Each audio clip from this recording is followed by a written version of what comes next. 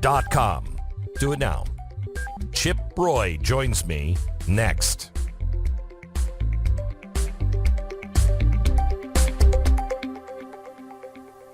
This is the Blaze Radio Network.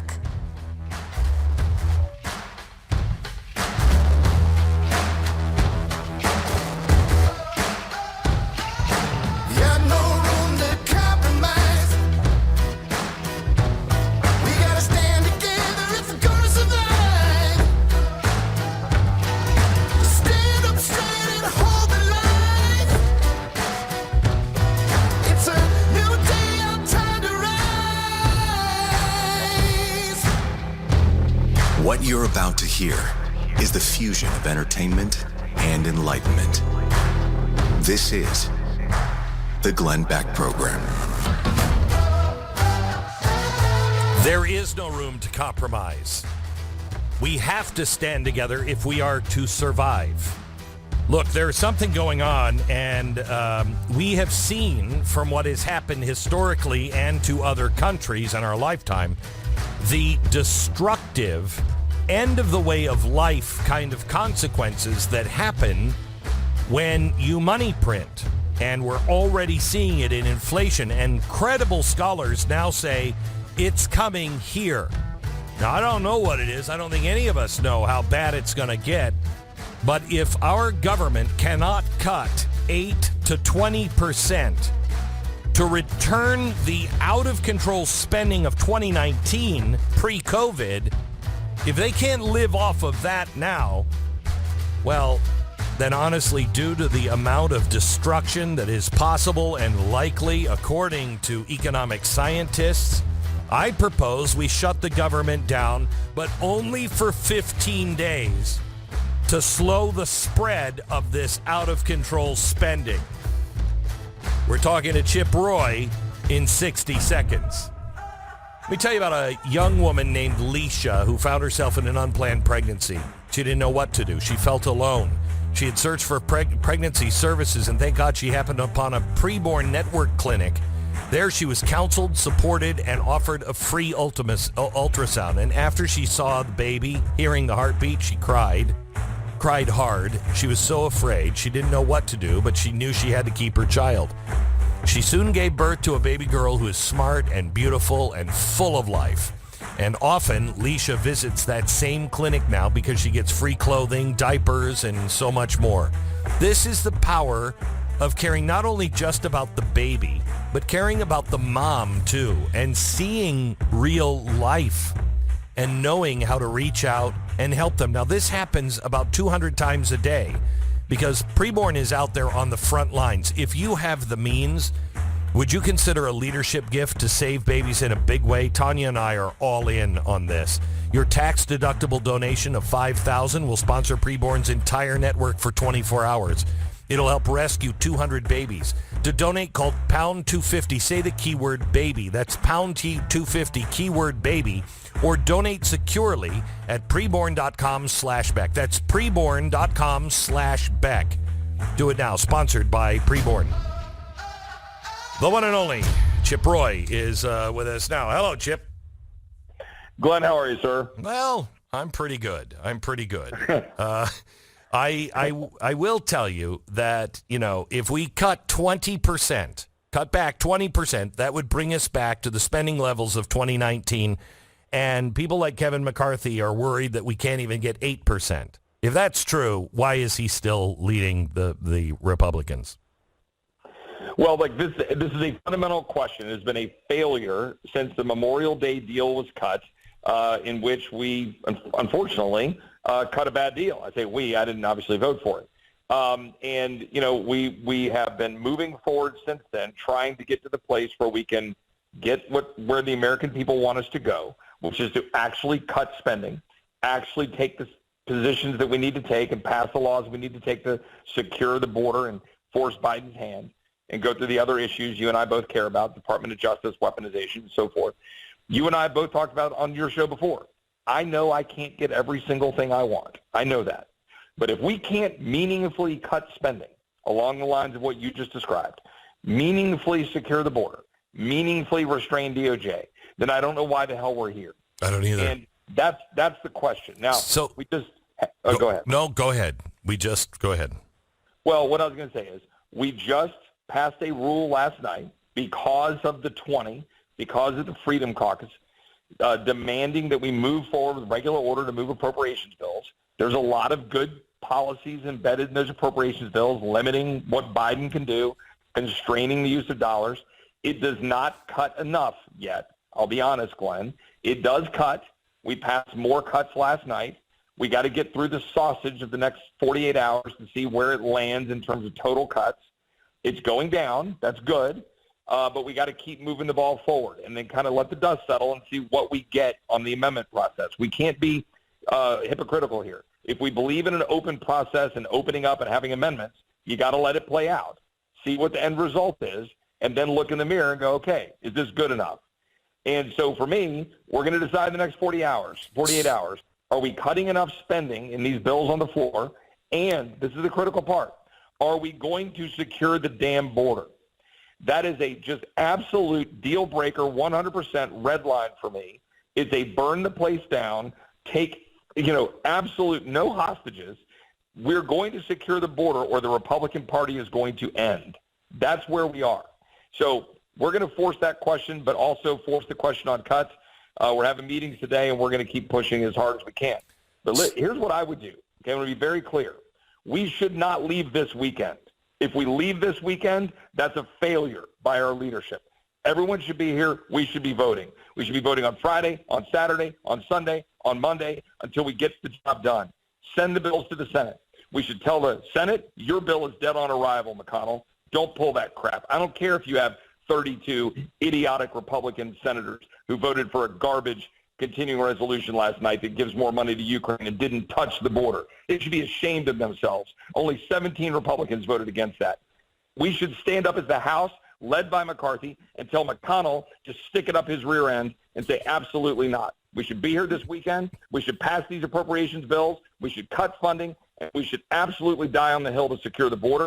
And if we don't do that, then we need to change things in the House of Representatives for Republicans. So help me out on something, because I was disappointed when I saw it, but I don't believe it, but I don't know what to believe anymore. Jake Sherman tweeted out, Chip Roy says Congress needs to stay this weekend to pass the CR. He says he agrees with the CR strategy and bill. I don't believe that. Tell me that. No, that's opinions inside a room live tweeting out bogus crap. What I said was, as I was 2 weeks ago, and you and I talked on your show, I do support sending a funding bill that cuts spending with H.R. 2, the border security bill attached to it, over to the Senate. I absolutely support doing that while you move appropriations bills, because then you browbeat them that you're funding troops, you're funding Border Patrol, you're cutting spending, and you're securing the border. Now you go on offense and you crush the Senate Democrats and the president, and you stick it up McConnell's rear end. That's why I would pass that bill. They won't pass it in the Senate. We would pass it with cuts, border security, funding for troops. That's what I support. If that's not what we put on the floor, I'm not going to support it. Meanwhile, we've got to move the appropriations bills. No, I do not support a CR that people think a CR is. It's not a CR. It's an 8% cut or a 20% cut, whatever it is.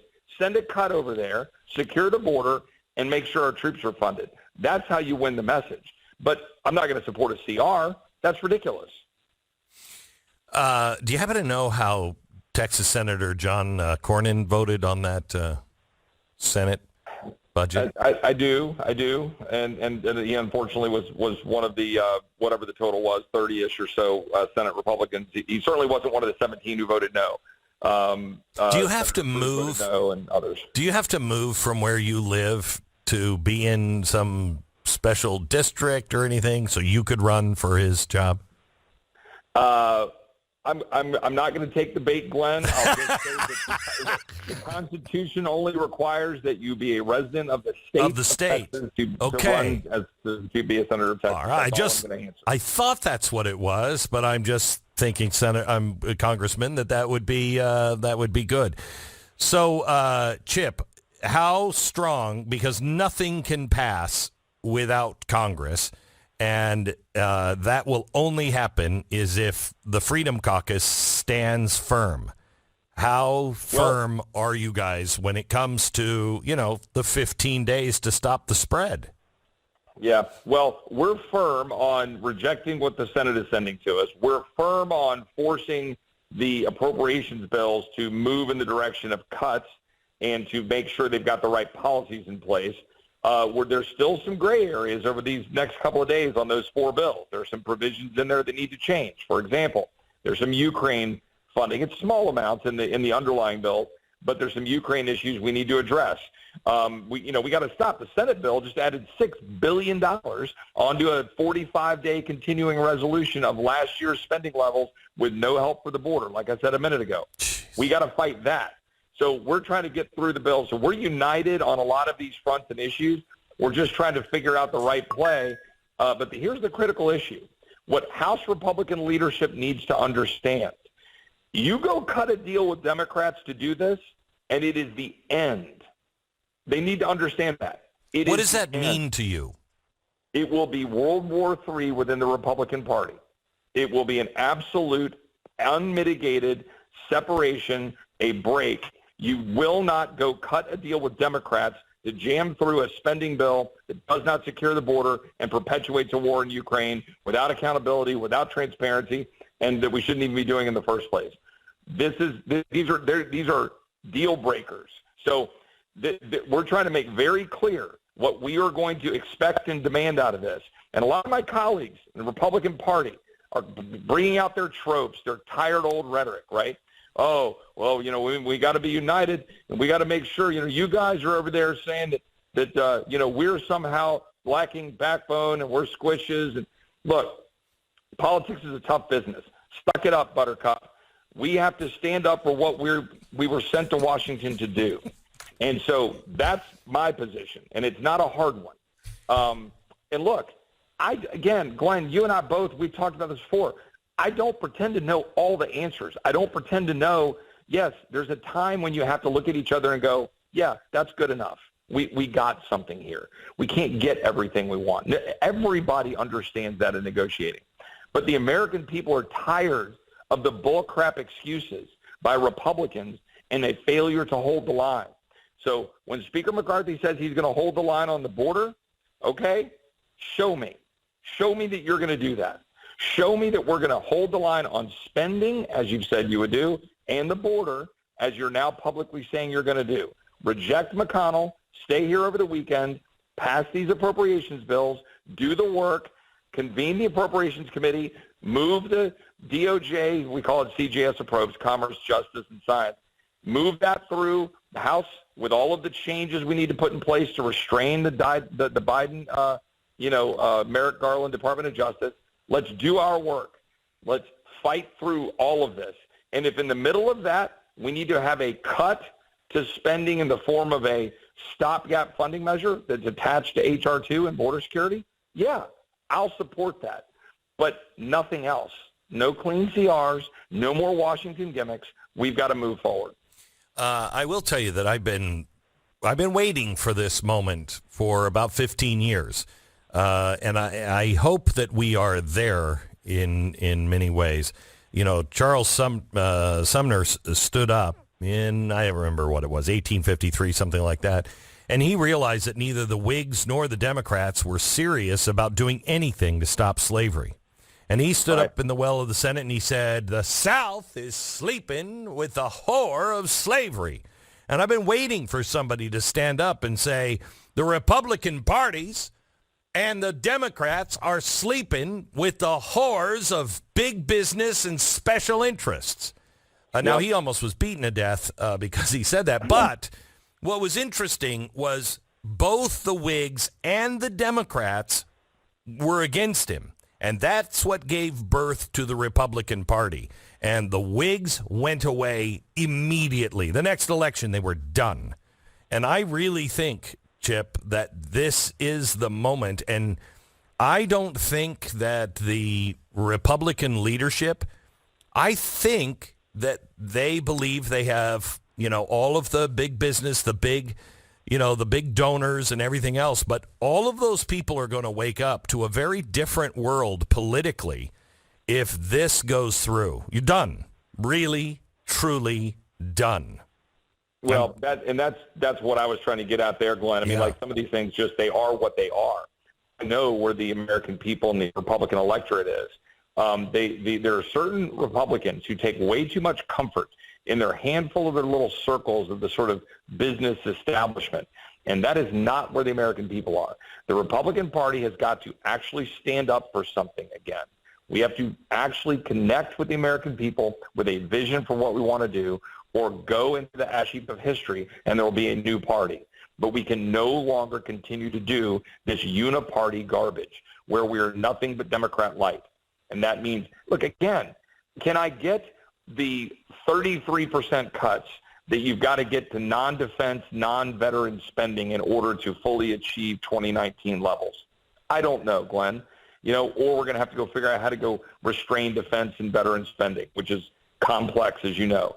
But if we can't go get meaningful cuts, 15, 20, 25% to the non-defense, non-veteran portion of our spending. I'm not saying veterans and defense don't need attention. They do.